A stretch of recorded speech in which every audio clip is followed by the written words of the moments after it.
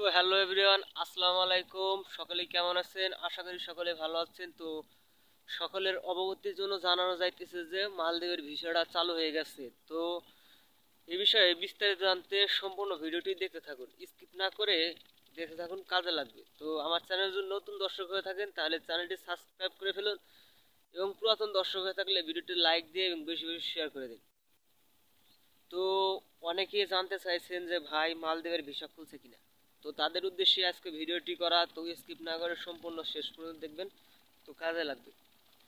তো মালদ্বীপের visa already চালু হয়ে গেছে, চায়না কোম্পানির ভিসাগুলো চালু হয়ে গেছে। তো কিছুদিনের মধ্যে মালিকানা ভিসাগুলো চালু হয়ে যাবে।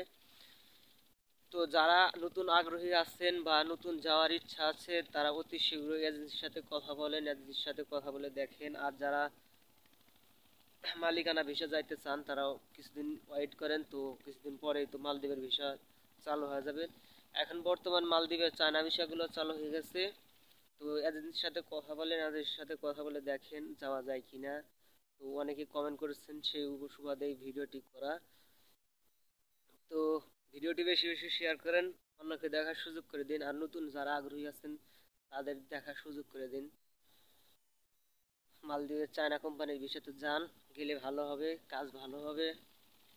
প্রথম গেলে ভালো কাজ পাবেন, মানে দেরিতে গেলে ভালো কাজ পাবেন না। আশা করছি সবাই বুঝতে পারছেন